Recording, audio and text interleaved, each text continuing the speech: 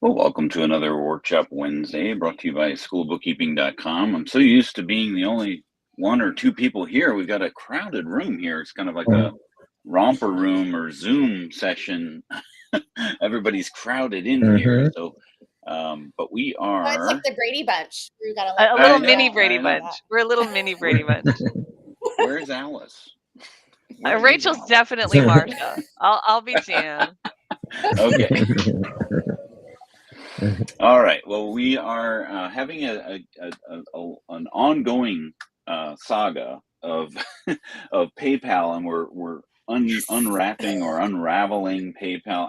I still don't understand why Rachel gets so excited about PayPal, but well, Alex Chris is over there now. So Alex is there and Kelsey is there, and there's a bunch of X Intuit stars that are there. So PayPal's, you got to watch PayPal.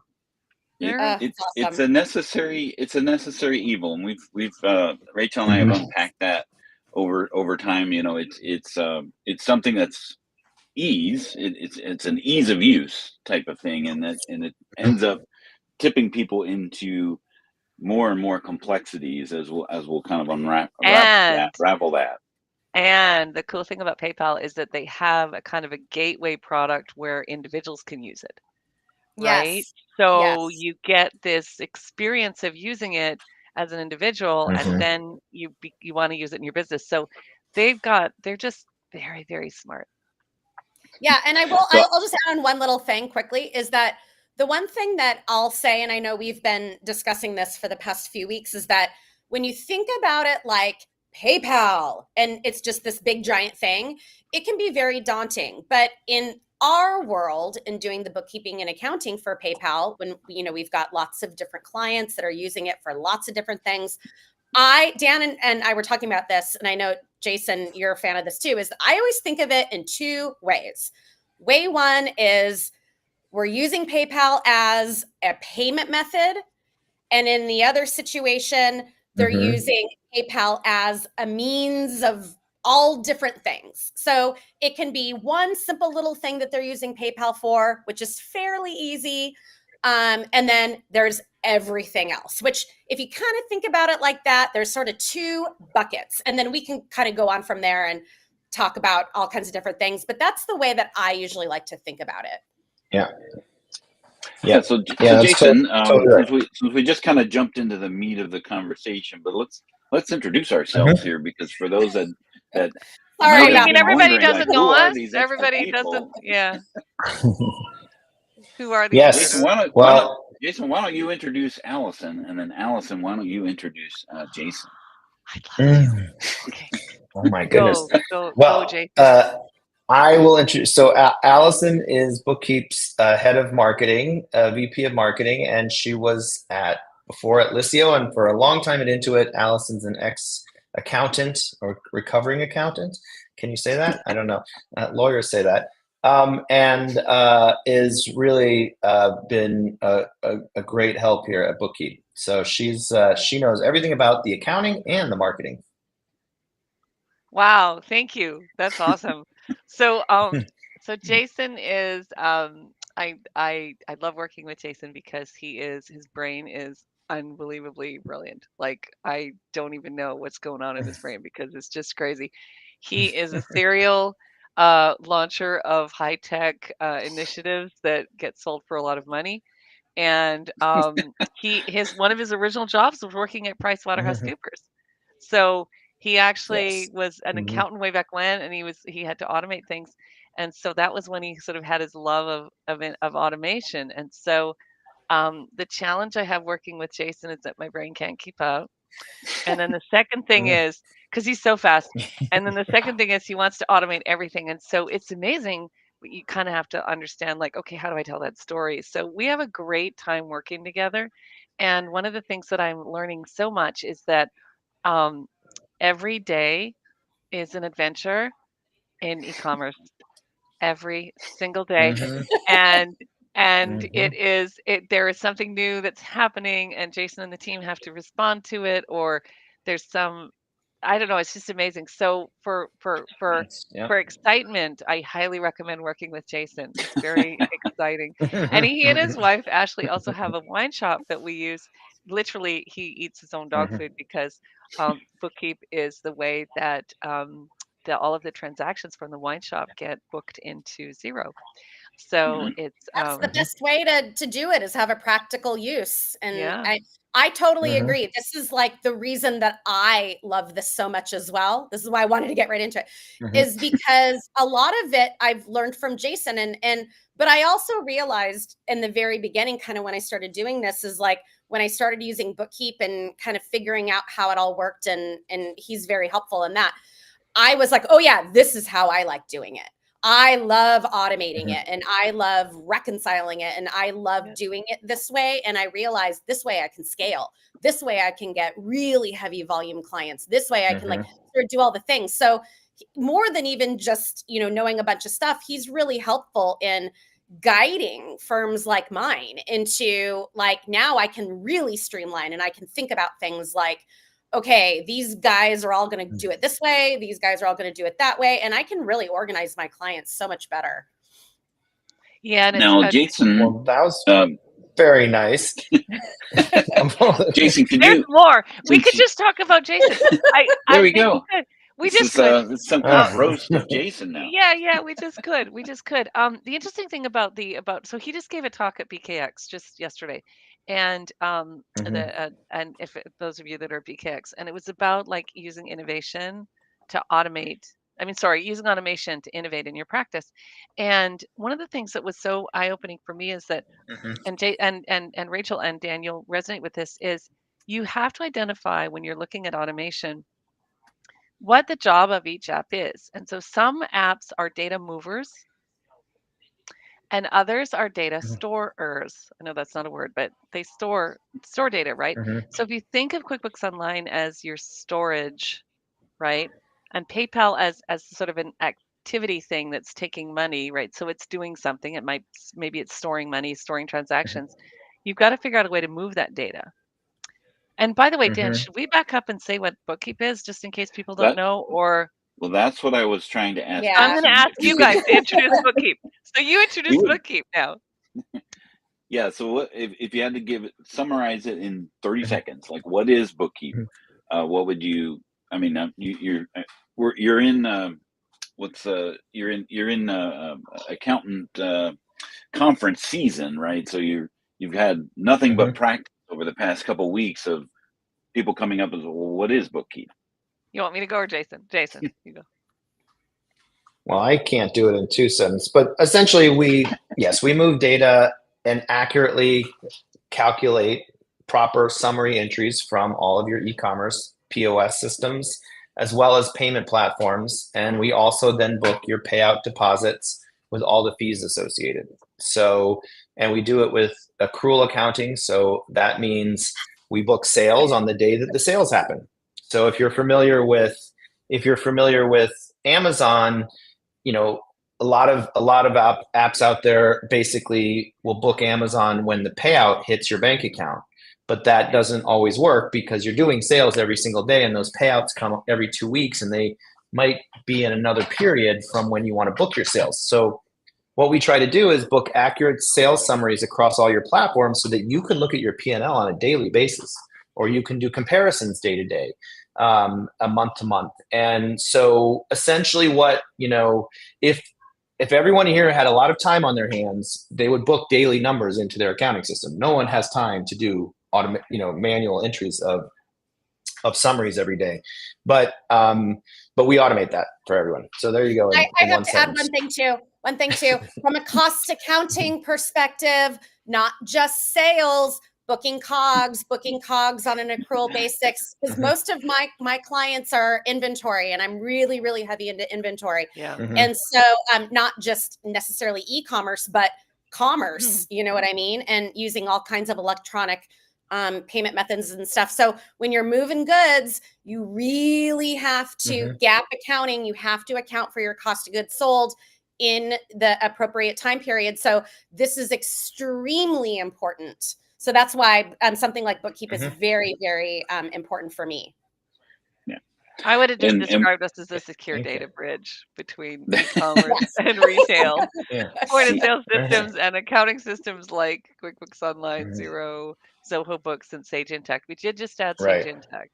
I And that one's noticed pretty that. exciting because we can go to all the different dimensions, because Sage Intacct has all these different segments that you can go to, so we can add all those. So I love what Rachel said about the more complex clients, because that is an area where we differentiate from other apps, is that you literally can bring your most hairy, most complex clients that are multi-channel, using point of sale, using e-commerce, using all the apps, all the payment systems. And we can help you get that all mapped so that it's literally, you go to bed at night and you wake up in the morning and your books are up to date. So yeah, yeah, that's we've been everything described that it works so well that you forget you're using it, right? I exactly. do sometimes. Yeah. Once you put in all the ingredients, it's much like a crock pot. You know, it's once you put all the ingredients in there, you just set it on low for, however long. You get your Overnight, emails. overnight, every night. You Yeah. you get your Yeah. emails the following day, and they just post. And one of the things that I really love about Bookkeep, not just because, you know, Jason decided to solve his own problem, because I'm gravitated to applications where that's where they've created their own solution, and by the way, other people can benefit from that too. Um, is that it provides a direct link to the transaction itself. If you do need to make changes to that, to how it's broken out, you can update the exact same transaction. So there's not this push pull, type of situation. Yeah, it's Um, editable and and auditable, and yeah. and the fact that you get daily summary emails, so that you can just, if you have a slew of clients that are using them, you can just see, how well things are doing. It's just I know red, green, Don. yellow, isn't it? It's like, well, if it's Yeah. red, you've got something got disconnected and you've got to go in and take an action. Yellow is like a sort of a heads up, like, oh, you didn't have any sales for that day. Like, Jason, you discovered that the wine store didn't open one day because you got a note. You had a scheduling mix-up. Yes. And so he got a yellow flag saying, there's no sales for the day. There Is was that no right? sale. And he's like, there should be. Yeah, not a happy Yep. surprise. And then green is like, yep, everything is fine. So you just eyeball it. It's like your coffee email in the morning. So I will say though, guys, and this is one thing that now that I've been doing this for, a few years, that I do want to point out, because what we are talking about is, it's not just, I'm going to turn on the switch and woo, everything's working. What we were talking about a little bit before we got online was, you do need to have an understanding of, strong understanding of accounting rules and, bookkeeping, and really, And where the does everything flow. go? Yeah, the flow of everything. Flow Where of the does everything data. go on the financial statement? And Mhm. this tool isn't for people that are managing their inventory quantities in QuickBooks In Online. QuickBooks. That's Now, right. That's right. I will say, managing inventory in QuickBooks is really the greatest thing in the world for a plethora of reasons. Those of us that usually deal with more complex inventory rarely manage inventory in QuickBooks. I do have a couple clients, like I've got a couple hair salons and we've got like a small inventory. In that situation, we will manage inventory in QuickBooks, or maybe they've got like under 5 SKUs or something like that. And I have this one guy, he has 2 SKUs and he's managing all the inventory in QuickBooks because he only deals with 2 products. There are a lot of very similar situations like that in which it's fine. But the bulk of the time, if they're a pretty complex store, like in Jason's case in the wine shop, we are not managing inventory in QuickBooks. We are using an external IMS, some kind of maybe more complex ERP, managing it in Shopify, all kinds of different places. Maybe if you're FBA Amazon, you're managing it there. There's all kinds of different places to manage it. This is not a conversation of where to manage inventory or managing inventory, but let's just assume that you're managing it there. That's where your quantities are going up and down, and we're sending a valuation to QuickBooks. And this is what we're using Bookkeep for. So in order to do that, we have to tell it what to do in the very beginning. And that can be a little complex. And what Jason had mentioned, it posts my sales, it posts my payouts. And so I want to translate that for the QuickBooks folks. What that means is you're going to get a match in the bank feed. Instead of adding things, you're going to see match, match, match, match, match for all those payouts that are coming. So a lot of times, like not just Bookkeep, a lot of other different apps that I use when I'm talking about them in training and various things, well, I love to talk about, we're setting you up for a match. The match is gold. We want that. It's match.com. It's match.com for accounting and PayPal and Shopify. Exactly. So oftentimes I'll kind of come in and do the heavy lifting and set it up so they get that match. And so it's not really something that I would recommend if they've got a complex store like the business owner do. It's not really meant for that. Jason and Allison, you guys totally say different if that's the case, but I usually and Jason, you can talk about the whole setup and mapping and whatever, but in my opinion, it can get real. It can get real. We do prefer, Rachel, when there's someone like you on the other end that understands the flow. I do want to assure the people listening that we do have a professional services onboarding team that helps, and we even offer to do the mapping for you if you really just aren't capable. It's interesting where it gets a little gray is when we find accountants and bookkeepers who don't understand it. So then what we prefer for them is for them to go through the certification that we have. And sometimes we will refer them to people like you, Rachel, where we're like, hey, let's just have you work with someone who's really knowledgeable so that who really just very niche-y, really understands that vertical, and they can answer the questions and things. But in general, we sell to accountants and bookkeepers like yourself, Rachel, who specialize or have e-commerce and retail clients. And then we also have a very large percentage of our clients have CFOs in-house, and they're the multi-million and $5 and $10 million and up, and they have CFOs that are like, they know what they need, right? These are people. So in general, accounting professionals, I guess is what I want to say, is our best fit. Now the other thing is, we are on all of the app stores, so we get Stripe and we get Square, and we get all the ones from the app stores, and those tend to be very small, and so we do the mapping for them. A lot of times they don't. A lot of times they don't have an accountant. So I agree literally violently with what you're saying. You should know account. You should vehemently. Know. I do vehemently. I agree. I'm like, yes. And not everyone has the knowledge that you have. So it's a case of we do try to make it, but in general, we have good documentation too. We love our accountant and bookkeepers because for the most of the times they know their stuff. Yeah. Well, and guess what? Now, as you guys build more and do more, I can easily spot the problem. I can easily spot the errors, and so I can go in and be like, "Oh, that's okay. You've set it up and you've been using it for the past 8 months. Oh, I can see exactly where you've gone wrong. Like make one little change, set them on the right path." Yep. So not only is set it up properly, the way that it posts is actually so helpful for fixing it. That's true. And so that's one thing that I really loved about it too, is that I can easily look at it and figure, so let's definitely start talking about PayPal, because that's the one thing that as I said in the very beginning, when I said, don't freak out, we want to think about it basically in two ways. So Jason, why don't you talk about kind of those two things that I said? Well, so with PayPal, you have to, you have to think about PayPal as a payment method. Generally, it's used as a payment method. It's not a sales system. So we have sales systems and we have payment methods. Shopify is a sales system. It's also a payment method, but it also has other payment methods.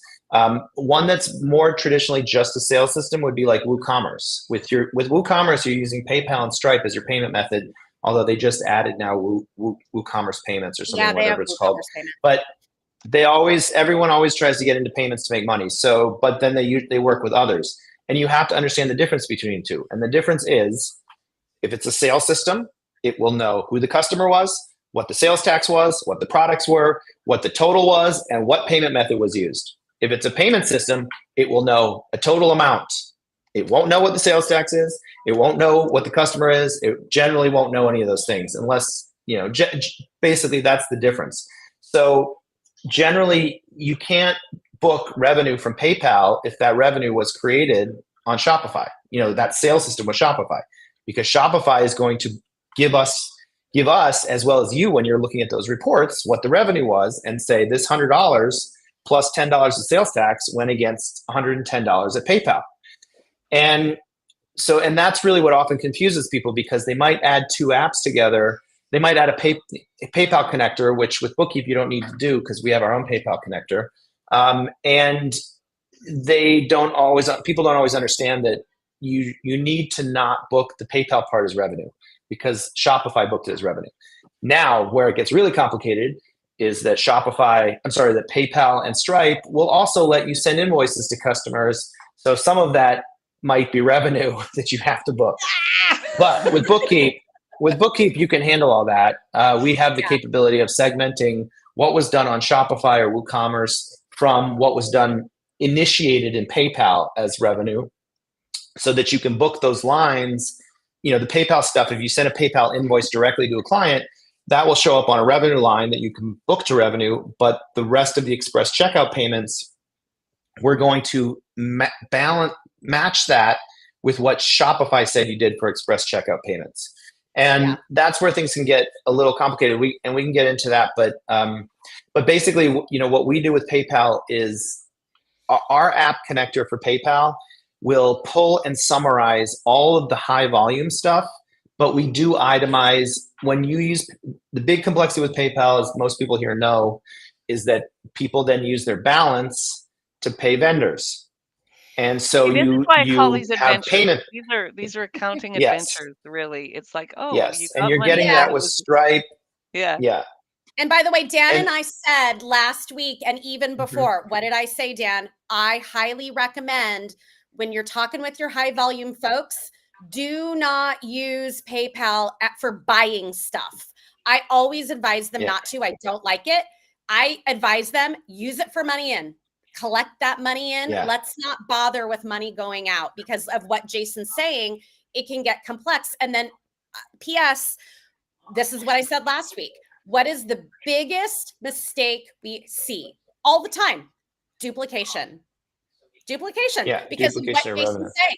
We've got it posting from one source, and then guess what? They've connected it over here.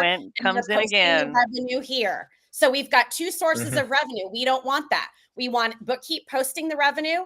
Bookkeep then on that journal entry, we're breaking out the offset to payments to be expected.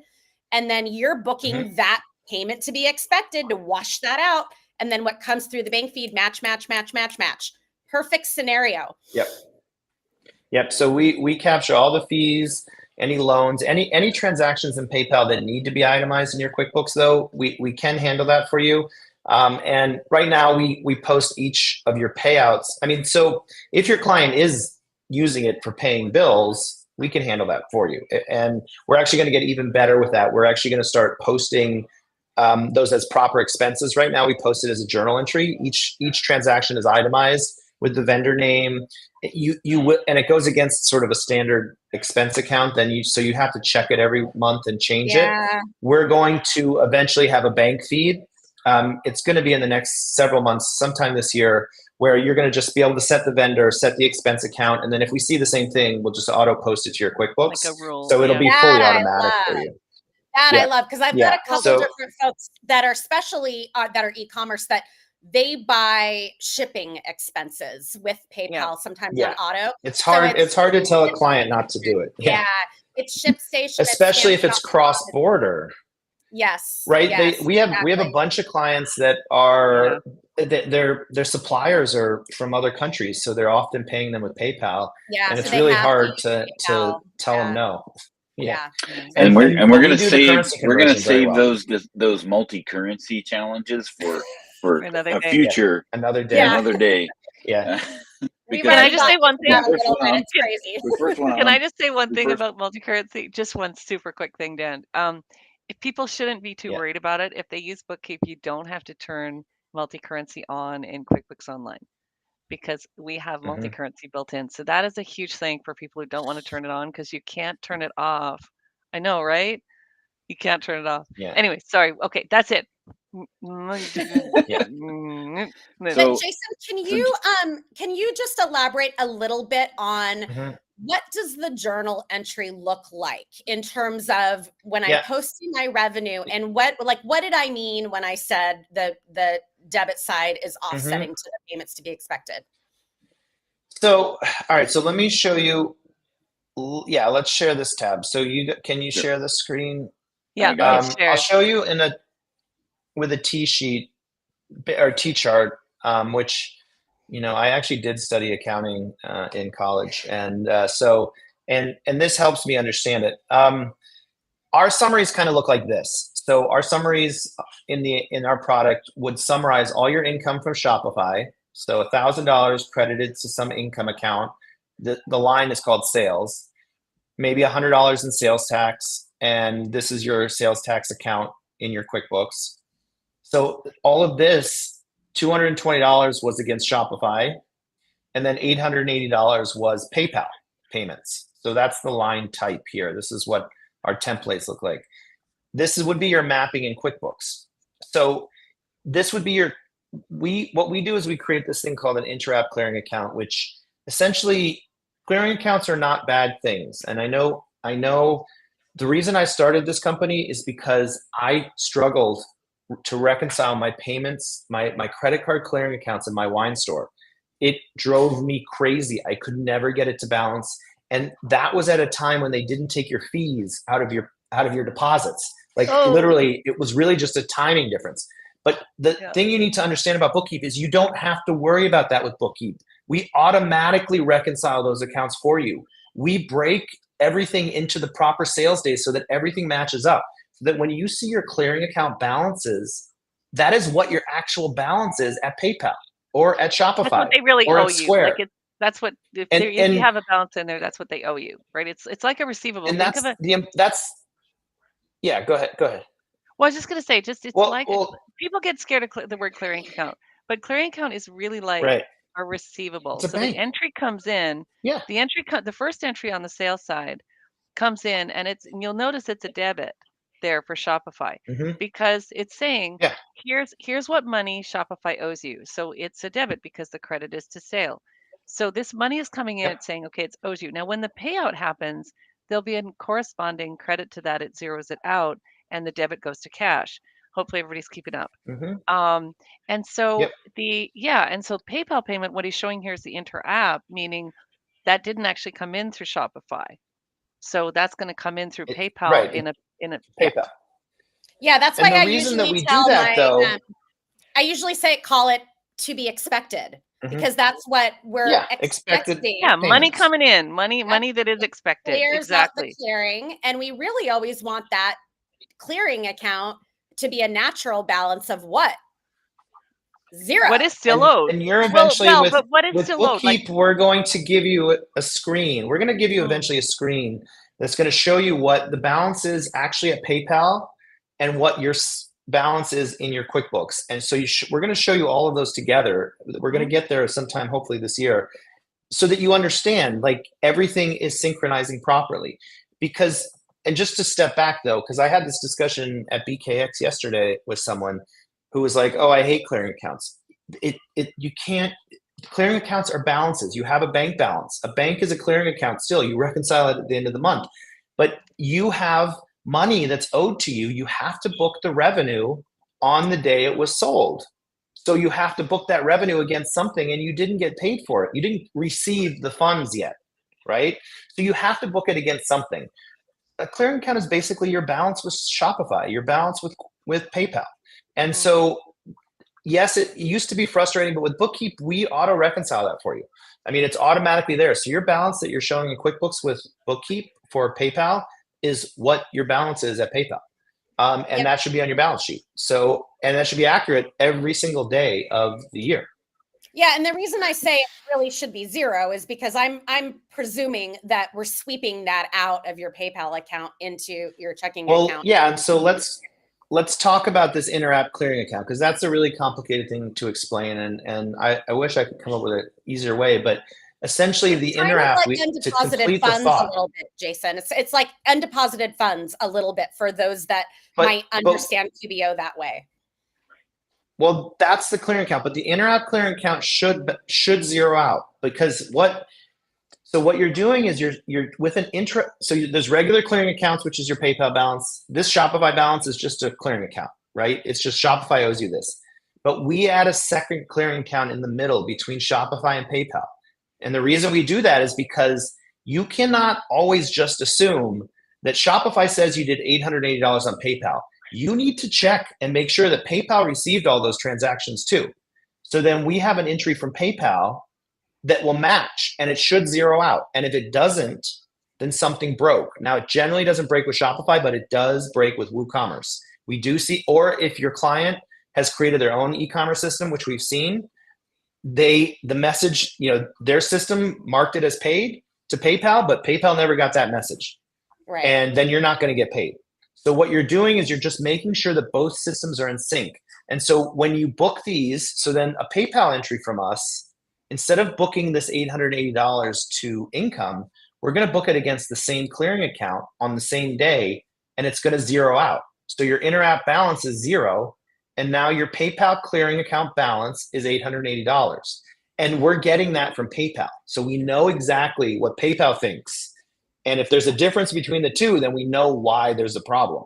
And that's really important. And it's a hard thing to understand and a hard thing to set up, but it's not hard to set up, but it's hard Jason, in this situation, can you explain the top line 1,000 and the fact that that multiple clients bought $1,000 worth of goods on this day? Yeah. 220 of them were paid for through Shopify payments, and what was paid through with PayPal. So we understand And I mean, this is a standard summary. Jason. So I want to reassure everybody, if your eyes are kind of bugging out of your head right now, thinking I will never understand this, you don't actually have to. What you have to do with your clients is come to us and say, this is how they're accepting payments. This is where those payments are happening. So in this case, PayPal is embedded inside Shopify. PayPal is a method of payment inside Shopify. So this client is they've selling activated accepting payments with PayPal. So within Shopify, you're going to see for this day, of the $1,000 worth of goods that were sold, $10 of sales or $100 of sales tax was collected as well. So and then after fees, we're expecting the 220 and the Right. And just everything to think has about to balance. Everything has to balance. Yeah, everything has to balance out. And what this prevents is the double booking of that $880. Because if you had PayPal coming in directly, PayPal would book $880. Well, net of tax, right? It'd be, let's say $880, 800 sales and $80 tax. PayPal would book it again. So that would create a double booking of the sales. Yeah. So and you have to have PayPal directly connected. Yeah, I see that. You have to have it directly connected to our system, or you won't have. But people double up their revenue all the time. But we can tell what posts to the GL and what doesn't, and that's the beauty of Bookkeep, is that the team has worked through very complex clients that, for example, you've brought us, Rachel, or people like Maureen Stevens, who continually brings us. We go, wow, these are amazing clients that she's bringing, and they just have these complex situations, and then we work through it, and then the software gets smarter and smarter and smarter. So this is all coding. This isn't us doing. This isn't people booking entries, right? Right. This is the software that does this, right? Yeah. Hopefully this is helpful, and we haven't lost all of our audience going, oh my gosh. Yeah, I do want to mention also that that Shopify amount, the 220, actually, never mind. I was just going to say something too complex. Forget it. I don't want to add complexity. But that is Shopify taking that payment. You see, it's a Shopify payment. So that's Shopify using their own payment. Yeah, they're using their own payment. But in that 220, I'll just say it. That's where you're going to see Shop Pay is going to be paid out in that amount. And all the different Shopify things are all going to be compiled in that one amount, which I love.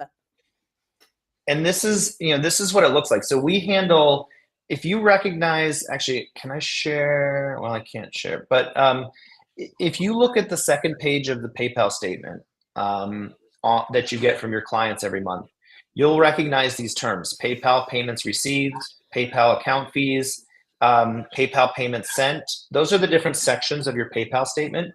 And that's what we're posting with multiple different templates. So to look at, so in the example in the spreadsheet, here is, like this is an example of payments received. So we don't actually have this mapped. So this is Shopify, going against Shopify. So in the account mapping, and this is a demo account, so I'm not sure what the mapping is, this should be mapped to that intra-app clearing account to cancel out what Shopify says you did on PayPal. And here it's actually, it might be, here it should be going to intra-app. Yeah, we don't have it set up in here, but that's how. Now, if you also were selling directly through PayPal, there would be another line here of numbers that you could map to income. Yeah. And it's important because this has to go to your, this has to go to your balance. Sorry, this is the one that you would map to your income or to the clearing account. And I'm going to let you finish the mapping. I have to bow out. Unfortunately, I'm so sorry, but I could talk about this until the end of time. I love it so much. But I just want to say for anybody that is watching, I know, I love this. I love to map. I love to troubleshoot mapping. So if anybody that's watching, ever needs help, I'm in Bookkeep every day, just FYI. I'm constantly looking at the mapping, constantly looking at issues, whatever. So just reach out to me and I'll talk to you guys later. Bye, Rachel. Thank you. Yeah. So, and again, for everybody listening, if intra-app mapping is something that you're just not confident doing, you talk to us. I mean, that's we have a team made up of controllers and accountants. Yeah, and your support is phenomenal. When I reach out to them, they're immediately there to answer and really see on the back end what is really happening. Through it. Yeah. Mm-hmm. I'm sorry. Can you talk a little bit about the magic wand that you have? Like if you didn't have that intra-app, can you talk a little bit about the magic wand? I don't know if our magic. Yeah, so in our mappings, so this is a template of payments sent. So this would be, this is the one where if they're using it to pay bills, it's going to show up here. The magic wand will generate the proper chart of accounts for you. If you click on it, if you don't have the right account, or you can talk to us and we can help. But PayPal is a little more complicated to map because you need a few more accounts to track. But that's what the magic wand will help you with the mapping. And you do need to connect your PayPal though to Bookkeep because there's a bunch of other fees. There's a bunch of other stuff that we're going to capture and automatically book for you. So you have to connect all your payment systems to Bookkeep because we're going to book the fees, book the deposits, so they match in the bank feed. Like that's the value of Bookkeep is having all of that stuff booked accurately and daily and matching in your banking feed automatically from multiple systems. And we have clients who use Shopify. They have multiple Shopify stores where they use one PayPal account across all of those Shopify stores, and it all works. We can handle really complicated customers as well. But most customers are just Shopify and PayPal, and this works really well for those customers. I'm going to throw up while you're about to talk about the next thing. If you haven't, if for those that are watching, if you haven't checked out Bookkeep, there's a little QR code that I just threw up in the corner there. Hopefully, it's not blocking anything specific that you want to show, Jason. But if you just want to point out your phone, our friends over at Complete Business Group have a great partnership with you, and you can get signed up for a dashboard there by checking out that landing page there. So. Go ahead and talk about the next thing that we're going to talk about. Well, just in general, I mean, around what we do is we do have the ability to connect to all the sales and payment platforms. these are all the ones we connect to, pretty much most of the major ones, and we're continuing to add Jason, more. I don't think you're sharing. We're looking at Oh, the. sorry. There we go. There Sorry. you How go. about this one? Yeah. All right. Yeah. So you can see. Oh, this is a demo app, but anyway, you can see the. Sorry, I was on the wrong tab. Basically, you can see that we have connectivity to all your different systems. These are the connections, and then you would be able to map these, and then you can see the different apps that we have connectivity to, which is most of the ones that your clients are going to use, and so we're really good with pulling all that data and booking the proper daily summary entries, because if your clients move from BigCommerce to Square or Shopify, I mean, and then they also start adding Amazon, you want to be able to see your revenue on every single day and be able to do comparisons, and it shouldn't matter what system they were selling on. And so the way we set it up is that you're going to have daily revenue booked no matter what platform they're on, and it's all going to be consistent. And then the other important piece that Allison was talking about is just chat us. Hey, my client's using Etsy. I've never used Etsy before. I don't know, what to do there. We can help you. And actually, I want to show you back on this tab. We have this tool. The other big problem that we know is that your clients don't always know how to give you access to the tools. So we have essentially this link here, which you can copy and email to your client, is basically like a portal link that you would send from maybe your practice management tool. That portal link basically shows all of these apps and allows them to connect. And they don't have to know who Bookkeep is. They're just going to see the name of your business. So that Client Connect link solves another problem, which is, how do I get my clients to give me access, because I can't explain it to them. Jason, I talk to a lot of customers. If you click view there, does that show us the here, page? I'll share it. Yeah. Yeah. So Yeah, basically, so where it this says is what the Bookkeep page demo, says. Yeah.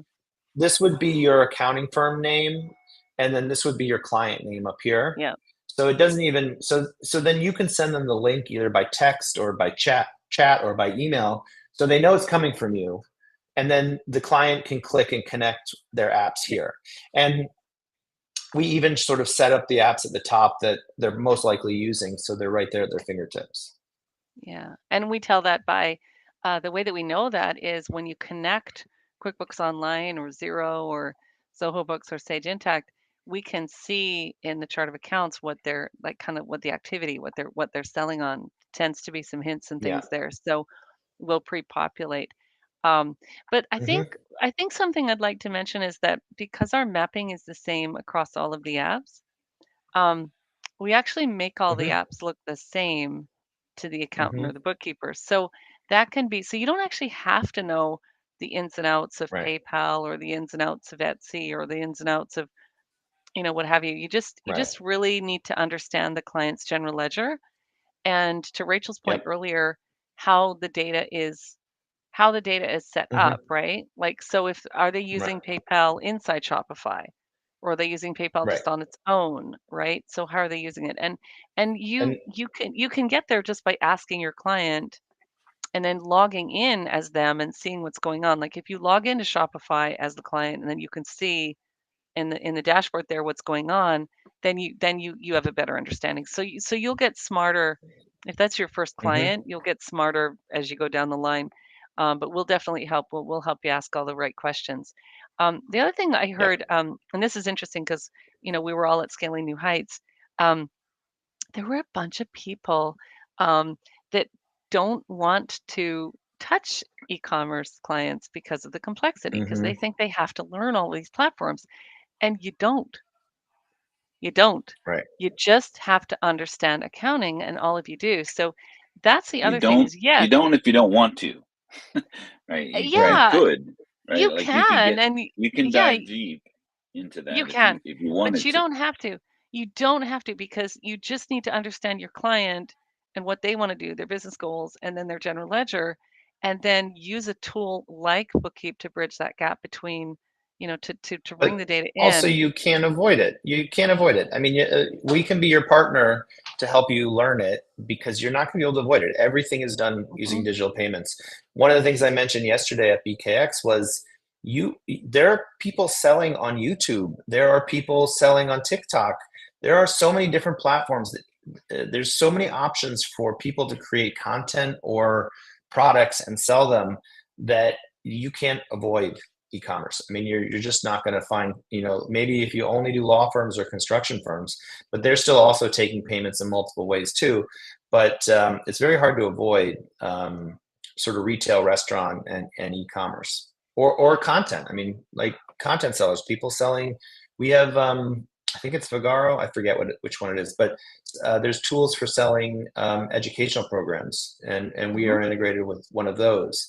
As clients bring us new apps, we try and build them as quickly as possible, and we'll be doing more of that later this year. Yeah. And that's one of the other things that I think really stands out about Bookkeep is that some people will have API integrations and that is their listing of them. You guys take it even a step further, that if it's not on your list of things that you directly pull data directly from, you often will offer here's a report that you can send to us, and then we'll create the journal entry for you, which is phenomenal because a lot of people will be like, well, my client's using 3 of these, but then there's another one. It's usually a legacy system. Yep. It's usually some weird legacy system, and it doesn't have APIs. That's usually what it is. It's like I don't know, some dealership software or whatever. But they're just playing me, and not sharing. Yeah. And so we have an AI tool to do that. So we do a little human coding, and we do charge a nominal fee for that. And then once that's up and running, it's basically an AI tool that parses it and then sends it through to the and especially if you use something like Zapier to get that automatically sent to us every night, you can automate that. So we have quite a lot of people doing that for really quite obscure systems, and that's how we're able to say 60 plus, because you won't see all 60 on this list because some of them don't have a connector, right? They're not a direct connector. Some of them send us data by email. Yeah. And also, some people were surprised that we connect with Toast. There was some rumors going around that we didn't, but we do. We connect with Toast and Clover. We connect with Toast. Yeah. So it was kind of interesting. We had a lot of great conversations at Scaling New Heights, and hopefully people are learning that we are we bring us your gnarliest customers, right? Yeah. Do you ever get people who assume that you're an outsourcing company for bookkeepers because of the name of the company? Every once in a while. Yeah, every once in a while. I'll let Jason address that one because No, the software. We did get that weird question. But no, it's all software, and the services that we have, the humans, we do have a really strong services customer care team who are ex-controllers, and so they're usually quick to find errors, where basically bugs or new data that we didn't recognize, and we need to update our code to support, and that's part of the service that you're getting. It's part of being software as a service. We are the experts in Shopify. We are the experts in Amazon. We're the experts in BigCommerce. If Amazon, BigCommerce, Square, Shopify add new data, we have the ability to very quickly update our code to make sure that our summaries that you see will support those new data elements, or give you, or so it won't be rolled into, Shopify has adjustments. We break all those adjustments into what they are, so you can map them to what they are, because you don't want to just book adjustments to chargebacks, because there's sales tax removed in those adjustments. There's extra coupons that come from Meta. There is also now Shopify will charge your store through those adjustments a fee for marketing. If they send a client to your store using ShopCash, they'll charge you 50% out of adjustments. So we very quickly keep up to date and give you the ability to map those things, which is something that nobody should be able to be on top of that at any firm. It's really, there's a lot to keep on top of. So that's part of the services that we offer. Yeah. Jason, I think you can stop sharing. Maybe take the. I got it. Okay. I got it here. Also, I just shared, Dan, I just shared a link with you about what's hiding in your Shopify payout. I know we're talking about PayPal. And I wanted to share your other link that you wanted to share about the PayPal and Venmo, so that's in there as well. Yeah, the reason I want to share the PayPal and Venmo new innovations is everyone kind of needs to be on their toes, because PayPal wants to be the invoicing solution. So you'd be sending invoices through PayPal, which is kind of a new thing. So we'll see how that plays out. Every time there is a new, what's really kind of cool is we're kind of like a canary in a coal mine, because what happens is our most advanced customers, they read their daily emails, their status emails, right? And they see something, oh, red, meaning it needs to be mapped. And so then they go in, some new thing happens and needs to be mapped. So then they go into their account, and then they call us and they say, well, they chat us or send us a note saying, hey, we need something to be mapped. And we go, oh, we've never seen that before. So then we immediately change the code. And then you can also go backwards and rerun days that were affected by those. So that's the other thing is that you don't have to go back manually and do it. You just can just say, okay, now I've got the mapping in place. Let's go back and rerun from back to the time when PayPal added this new feature, or Shopify added the new feature. I have a Stripe client who I've given them access to their entity in Bookkeep, because Stripe habitually will send over new items, and then it'll map to our generic item, a generic sales item. So when they see a dollar amount in there, they know, aha, something's not right. And then they'll pop back in and they go right in, find it, map it accordingly, repost it. They're done. Yeah. They don't even have to talk to me. That's a great way of doing that. I hadn't thought about that. That's a great tip, Dan. That's a great tip. But your client obviously is capable accounting wise, right? You trust them. Yeah. They were they were a controller before, and then they invested in this company, so they're just they're only looking at the profit and loss on a daily basis. So I'm like, okay, well, there you go. There's your there's your snag. I'm glad that's working. Yeah, well, what we do is we keep that generic gross sales line as kind of your ask. It could become your ask your accountant line, so that if anything fills in there, then someone needs to remap it, and then you can individually map the sub. And that we did that, to make sure that entries post without breaking every day, but it does give you the ability to sort of get alerted when new subcategory, we call them subcategories, show up. Well, we're coming up on the top of the hour, and we try to keep these under a half hour, so we've definitely got a lot. Oh wow! Okay, talk about, and I've got a hard stop. We blew that. But Jason, anything PayPal related with Bookkeep that you want to make sure is mentioned during this workshop? Basically, I really believe we have the best integration to PayPal, because we really simplify the complexity of PayPal into the summary entries, but still give you the itemization for when PayPal's paid out.